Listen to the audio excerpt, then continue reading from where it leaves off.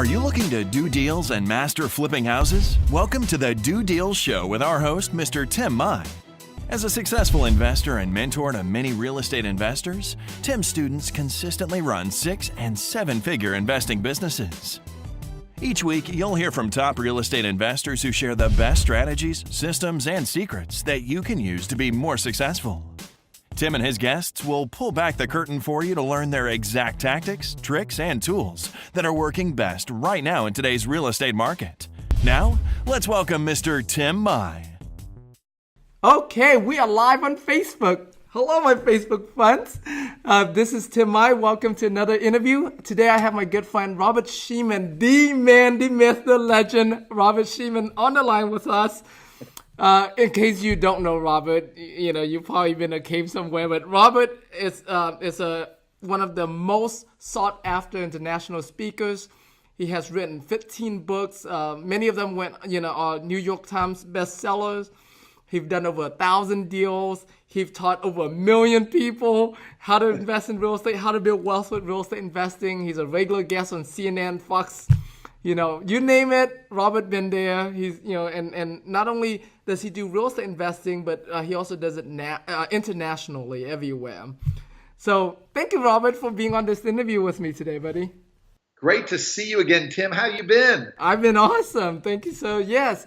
All right, Robert, if you can share one thing with everyone who's watching right now on Facebook Live and who will be watching this interview later on, that would drastically, change their lives and how they can have it all like the way you have it all, what would you share with them? Well, here it is. Always give people more than they expect, whether it's a customer, client, student, tenant, contractor, investor. So how about I give you 3 things to do instead of 1? Cool. The key to success. And that is number 1, vision. There's someone watching right now going, well, I can't do real estate. I don't have the money. I don't have the credit. That was me. And I'm sure you've been in that situation. Yep. But if your vision is, how can I? I see myself building a business. I see myself being successful and abundance and traveling and doing deals or whatever it is you want to do. You've got to have that positive vision. And it'll change all the time. It'll get bigger. My first vision was just get 2 deals done. I thought it would take 4 years. But it took me, 10 months with some training. And then I did 20 deals and 50 deals and 100 deals and then 1,000. So I think vision is very important and that positive attitude. Not how I can't do it or what won't work, but how can I do it? You can find the money. You can find the credit. You can find the deals. The second thing is everybody right now listening and watching is going, oh, my God, I'm overwhelmed. I got to find a deal. I got to find the money. I got to fix it. I got to sell it. I got to rent it. I got to manage it. I got to clean it. I got to do the accounting and the bookkeeping. And you can do that. I've done it all. But I think it's build a team. And I'm sure you and all your students like mine have built an amazing team. Title lawyer, contractor, good accountant, good lawyer. And they do a lot of the work. I don't want to be the plumber. I want to be the CEO. I want you to be the CEO, not the painter, the drywaller, the manager, correct? The third thing is so important, and you're a great example of this because you're always smiling, which I love working with you, is enjoy the process. People get so stressed out. I did too. Real estate, it's 50 grand, 100 grand, 200 grand. I'm going to lose it or it's going to go away. No, it's not. Nothing's happened until you close. Enjoy the process. Enjoy meeting the people. Enjoy making the offers. Whatever business you're in, enjoy the process. It's just a process. I love that. And knowing you, I see you enjoying it every second. I don't think I've ever seen you not enjoying what you do. Whether you're teaching or do real estate investing, I remember that one time you called me up about the apartment deal here in Houston. It's like every time I talk to you, every time I see you, like you're always enjoying it, loving it. That's awesome. What? Why not? I've tried the other before and it wasn't very much fun. I tried stress, depression, worry. I've been there. It's human. It's normal, but I don't like it. And it's a choice. Everything's a choice. I was with street children yesterday in Colombia. I have a charity. And every day we beg them, come in, we'll give you free food, clothes, you don't have to do anything. Most of them, like everybody, choose poverty. It's a choice. And these are street children. And some choose wealth.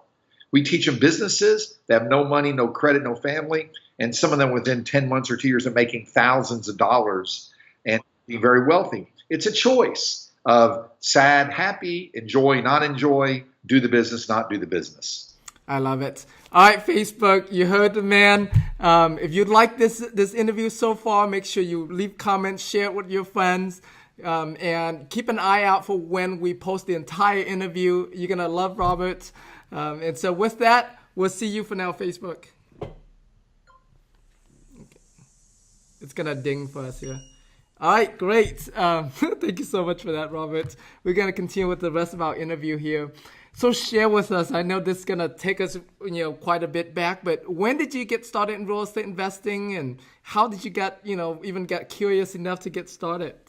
Well, I'm very lucky, Tim, because I had a big advantage over most people. I like to be very straight up with people.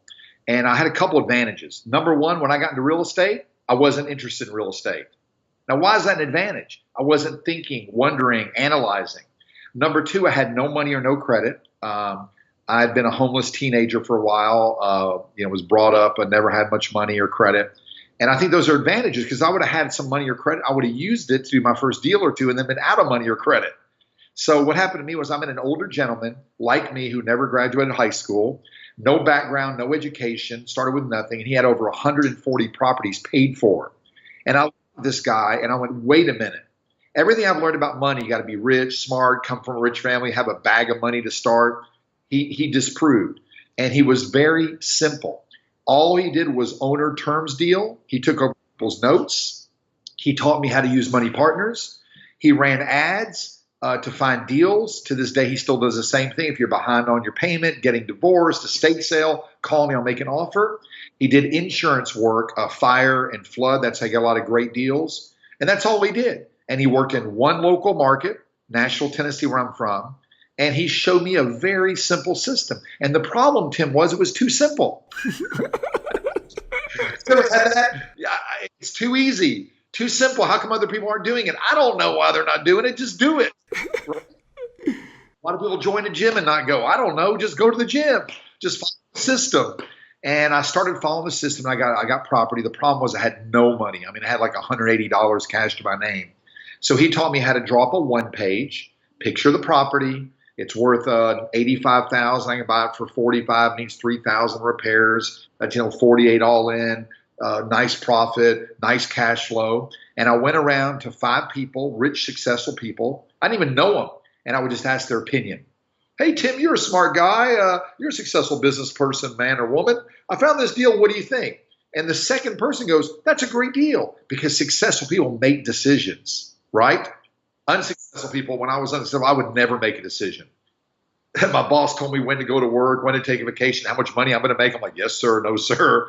I don't want to make any decisions. And the successful person made a decision like in 3 minutes, and he said, I want in on this deal. He goes, I'll put up the money, and you find the deals, and we'll split it. And at that time, I said, great idea, because I had nothing. And 50% is better than zero. Today, even though I have money and credit now, 95% of my deals are with money partners, because that's how I was trained. That's the system I learned. That's cool. So when you say money partners, they're actually partners, not private lenders. Is that correct? Yeah, a lot of them are lenders, absolutely. Some just want a nice return on their money. And that's another thing. And I probably shouldn't mention this because of the what's going on right now in Washington.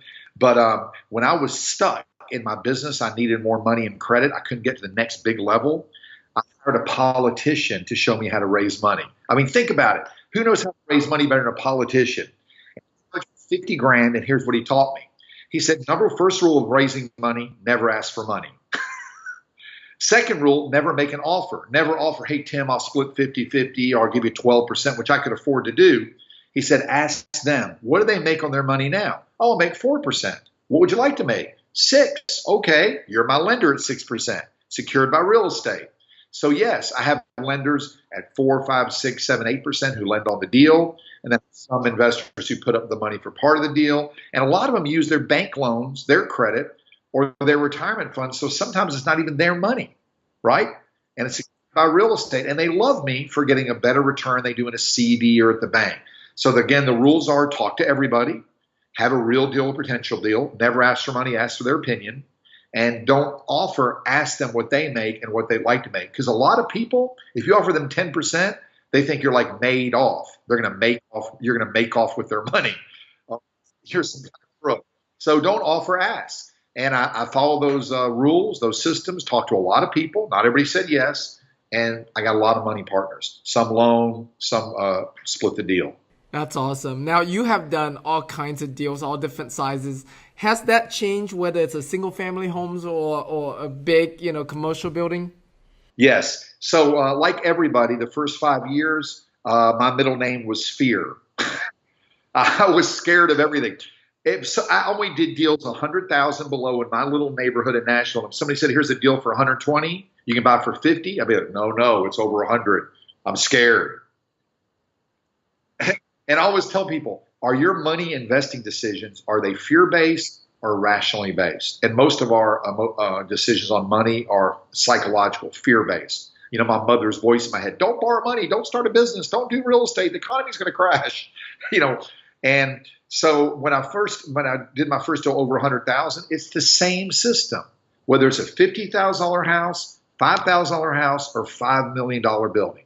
What's it worth today? Get the comparables. What are the repairs to get it to good value? And what can I get it for? A deal's a deal. I don't do markets. I don't do types of property.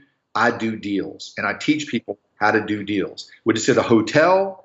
It's worth $5 million, got it for $1.9 million, made a lot of money. To me, it's the same as doing a house for $50,000. You got it for 30 or whatever. What comes in, what goes out.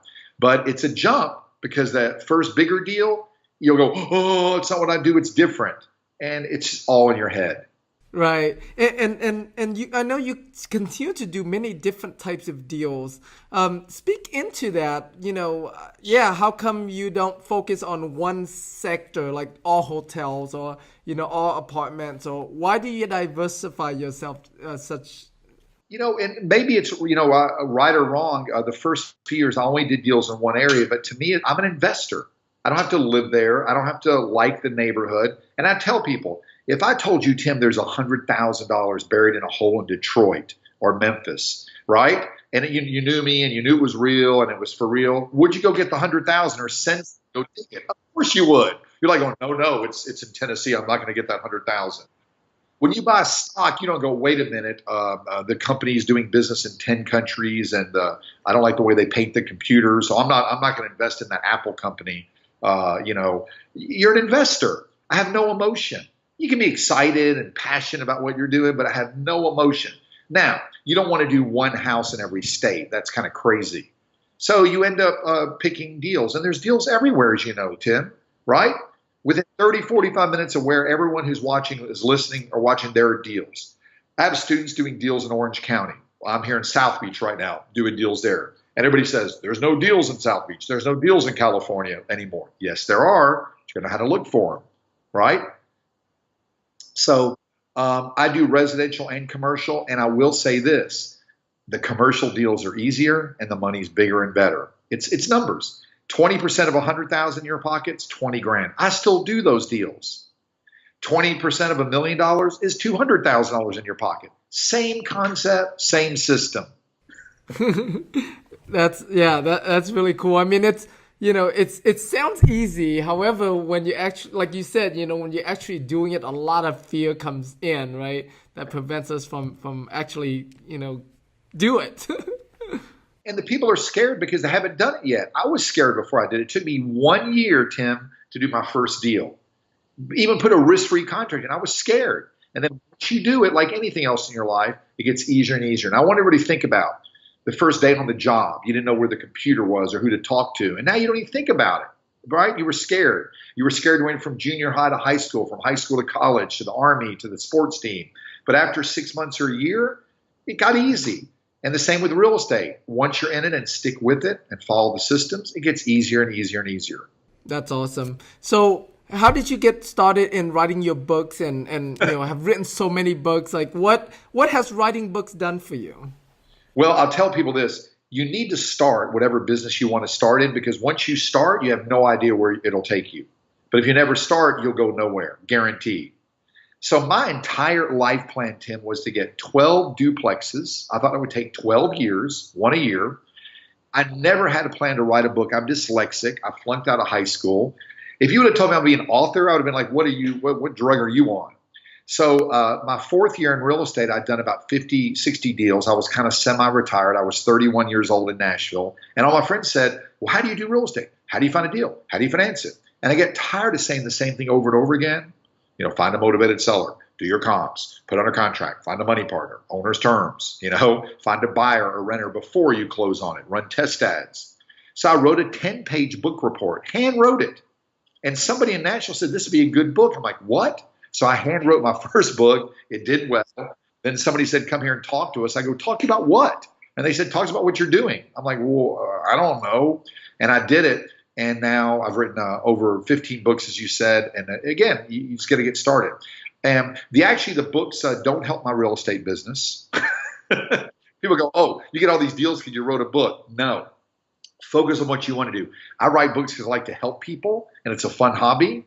And now when I go place, they go, well, he wrote a book. He won't buy my property. He's too big to buy my house for $200,000. It's worth $300,000.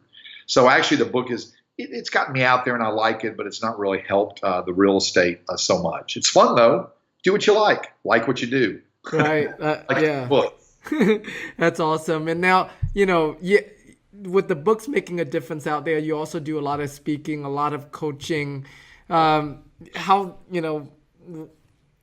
do you want to do that? With all the real estate deals that you do, like why do you want to add on extra things like that? And I'm going to tell you something, and people are going to be shocked by what I'm about to say because you're a friend. And I normally don't tell people this, but I'm just going to open up. The main reason I speak and write books is I love real estate. I'm doing I just bought 8 houses, for $35,000. They're worth $80,000 in Memphis. They cash flow. I still buy and hold. I love real estate. After a while, it's boring. It's the same thing. What's it worth? What are the pairs? What can I get it for? Good deal, not a good deal. Let's negotiate a little bit. And the bottom line is, this, and I'll ask anybody who's listening right now, have you ever helped somebody?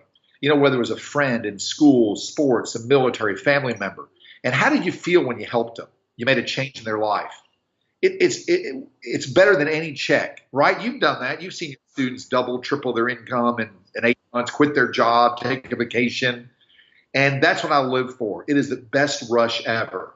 So I do it to kind of make the real estate a little more interesting. I love helping people. And as everybody knows, there's nothing more rewarding. Whether you get a $10,000 or $50,000 check, it's still good. But when you get that call or text going, oh, I did my first deal, made 20 grand, it changed my life. It's very rewarding. That's awesome. Yes. And so how are the markets, how are they different from one country to the next? Are they very much different or just a little bit of different? It's so funny. In the last year, I've been in Uganda, Kenya, Israel, Spain, Colombia, Mexico, other places. And wherever I go, including California, Tennessee, Florida, New York, Canada, they all go, oh, no, real estate investing doesn't work here. No, you don't understand our market. It's different. That won't work here. 99% is the same. Now, if you're going to do deals in North Korea or Cuba, I don't know. But pretty much anywhere else, it's 99% the same. A few words are different, but it's the same concept. And there's investors making money. I've had contractor students make money in Iraq and Afghanistan, Israel, Egypt. It's all the same. Now, just like in the United States, Texas has always been good for cash flow. You can always find a deal. Los Angeles, Beverly Hills is more expensive, so you got to dig a lot more to find the deal, but the deals are better. So it's really the same. The only difference is the lending. We're very blessed here in North America. It's easy to get a loan. In a lot of these countries, there aren't any loans. So again, I use money partners, owner financing, and you can do that anywhere. So people think it's different. It's really not that different. Now, as a beginner, you have to become an expert in your micro market. Let me explain. Houston, where you are, Miami, where I am, there's more people in our cities than some countries, right? 5 million people in Miami. So there's 25 different markets in Miami, high end, middle end, low end, commercial A, commercial B, commercial C, the beach, the midtown. So you don't, the thing that keeps students and people from doing deals is they get overwhelmed. So pick one method, pick one micro market. That's a small area, and do your first deal. Don't try to do deals in 7 or 8 markets. I didn't. Gotcha. Yeah. Now, I know you also do a lot of charity work as well as a big part of your business now. Share with us some of the charitable work that you do. Well, thanks. And I always ask people, why are you really doing real estate? Before for me, it was, get some money, get a car, get a better house, quit the job. And that's all great. But I always ask people, when your son or daughter or your grandkid or whoever you care about, when someone asks them, what do you do? What do you want them to say? Correct? Hmm. Well, they have a car, they make some money, they bought a new car. That's all great. But I think impact is very important. So I think most people deep down like to help others, and that's what I like to do. So I found some charities that I work with. One I started, one I didn't, but have an amazing impact. We work with street children in Colombia. I have a student financial league here in America. We take 14 and 18-year-old kind of kids in the rough area and help them start businesses. Wow. So we're not giving them fish, we're just teaching them to fish. They're starting businesses. Our street kids in South America are starting businesses. 14, 15, 16, 17, 18-year-old. And we help fund it, fund the education, and it's been very, very rewarding. So my sages teach me, if you help one person, you help the world. So someone listening, they don't have to go out and start a charity. Just go help somebody. Do one thing. And I believe in real estate, we are helping people, fixing houses, creating affordable housing, helping people with affordable rents, changing neighborhoods. And, with all due respect, the government doesn't do a great job at it, but we do. And so I think people can feel really good about real estate investing. And we don't talk about that enough. Everybody talks about the deals and the money. But you take the spooky house on the street that's been empty for a year, and you fix it and sell it or rent it, man, you've helped a family, you've helped the neighbors, you've helped the neighborhood. It's a big deal. Right. Yeah, for sure. I totally agree with you there. So, you have been able to accomplish so much in your life. You've done so much. How,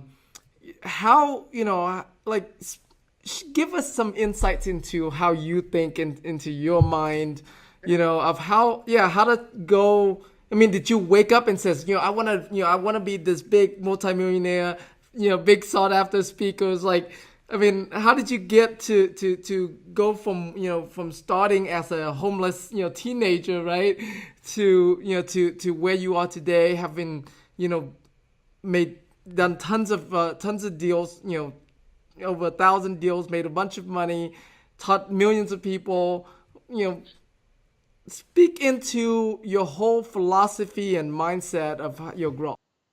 Okay. So number one, as you mentioned, I was brought up, I had dyslexia. I flunked out of school. So most people were telling me what I couldn't do. So I'm very sensitive to negativity. We're around so much negativity. And I was very negative in parts of my life because I was told you can't do this, you can't do that. And you'll love this, Tim. I took a test when I was flunking out of 10th grade. And they told me the only job I could ever get was farmer's assistant. Not a lawyer, architect, or, that's kind of devastating. And the reason I mention that is I think the language we talk to ourselves and our children is very important. I was around a lot of negative language, and I decided a couple things. One, change the language. Number two, be around positive people. Number three, make a choice. And here's a big one. Let me give an example. For many years, I thought it was or. I'm going to be a real estate investor or work at financial planning. I'm going to go to a vacation to Florida or Cancun, correct? I changed the word or with and. And it was just a thought like this. The minute you change your thought and your language, everything changed. I said, why can't I be a multimillionaire when I met this guy who was? I'll just follow him and copy and paste. It's so simple. And I want to be around positive people like you who are positive, copy and paste. Why are they happy? Let me be around happy people. And I would empower people every day, even when I had nothing, instead of being negative. It was a choice. You choose to be happy, unhappy, rich, poor. But I think it's very important to watch the words we use. And number two, we all limit ourselves. I was limited growing up. You can never be anything. You never do that. And I said, there are no limits. You create your own reality. And a big one is this. I want you to take the word or out of your language and put and, right? I can go to and Cancun. I can live in Miami and Colombia. I can make money and help people. I can have 2 businesses or 3 businesses and do my hobby and spend time with my family and enjoy life. I was brought up, if you make money, you're a bad person. You have to be stingy or mean. It's not true. You can make money and be nice. One of you, or maybe, in your business, one of the times, like your biggest failure, or at least it feels like at that time, and how you use these things to get through those times. Yep. I'll tell you what it was. I think life's moments, great moments. Your child's born, you graduate, you make a $30,000 check. It's a moment. And you asked a great question. What's my worst moment? I can think of one of them. And I talk about it in my book, and here it is. About 5-6 years into real estate, I had over 100 properties. I had $250,000 cash just sitting in the bank. My rent was like $190,000 a month, and my mortgage was like $80,000. I was making lots of money. And Nashville got hit with tornadoes. 40 of my properties were destroyed. Thank God nobody was hurt. I had insurance. I spent all my money like in 3, 4, 5 weeks fixing the houses. And I had a book out called Secrets of a Millionaire Real Estate Investor, and I had no money. Yeah, when I say no money, I was supposed to take my son to dinner on a Saturday, and I didn't have $50. I used all my money in real estate. And everybody who started a business, who's been an entrepreneur, knows, hey, the business is great. I got a big net worth. I got all these customers, and I got no cash. And I was like, I'm going to call my mom up and see if I can borrow $50, and I got millions of dollars of real estate, this best-selling book. It was horrible. And I cried. I go, how could I get in this position? And it was very simple. I wasn't watching my cash flow. And the bank did loan me money the next week. I was saved. The insurance eventually did pay, and I learned 2 lessons. One, whenever you have an insurance claim, get a professional to represent you. You can't do it yourself. They helped me make a lot of money, and according to the insurance contract. Number 2, cash flow is king. So many investors, and I've been there. I got $50,000 in the bank. I'll go buy 2 more houses and have 0. And I'm going to sell the house. And if one thing doesn't work, it doesn't work. So I always put in reserves now. I always watch my cash flow. I have good accounting and bookkeeping. And every week I look at the cash flow of all my businesses. So I know there's a problem at the end of the week, not 4 months too late. Right. Yeah, that's cash flow is king and queen. That's super invaluable. And keep reserves. Yes, and to me, you're like so humble. You're very successful. You're very popular. You're a superstar, but at the same time, you're super down to earth. Very easy to talk with. Like, where did that come from? That humility and humbleness. I gotta give credit to my parents, and and I think we're all just people. I used to think, wow, they're a banker. They must be super smart, or a lawyer, or the CEO of some company. And I've been, like you have, blessed to meet all these amazing stars and superstars, and you name them, I met them, and we're all just people. Everybody's got their fears and their challenges, and we all go to the bathroom, we all eat food, and we're all just people. Everybody's scared. Everybody has fear. When I speak to people, I say, I know you're scared of getting started. I have fear too. Like, just give me a hug. We're all the same. And don't ever forget that. And I think money's a magnifier. If you're a jerk and make a lot of money, you'll be a really rich jerk. And if you're nice and you make a lot of money, you'll be maybe even nicer. And money's just a magnifier. That's awesome. I love that. It's not the most important thing. We put so much energy into it. It's just a thing. Right. Yeah. So, Robert, I'm sure the viewers, listeners, people tuning in are in love with you by now. If they want to reach, they want to get a hold of you, reach out to you, maybe go attend one of your classes or seminars, or buy your books, where would you like to send them? Well, robertshemin.com. There's a bunch of free stuff. I like giving stuff away for free, if that's okay. robertshemin.com. robertshemin.com. That's robertshemin.com. Awesome. Perfect. All right. One last question for you, Robert. Anything for you. Yes. I believe that all entrepreneurs are heroes. Do you see yourself as a hero? Absolutely not. I see myself as a regular person who just does some real estate deals and has written some books and speak. And to me, a real hero is a mom, a single mom, firemen, policemen, army people, nurses. What we do in real estate and speaking is great, but it's not that big a deal. I mean, it's nice and we help people. but I would never consider myself that. And I've had some true heroes. One of my relatives, Will Shemin, just won the Medal of Honor from the president, and Wow. he never talked about it, never considered himself a hero. So I think all the real heroes would never say they're a hero.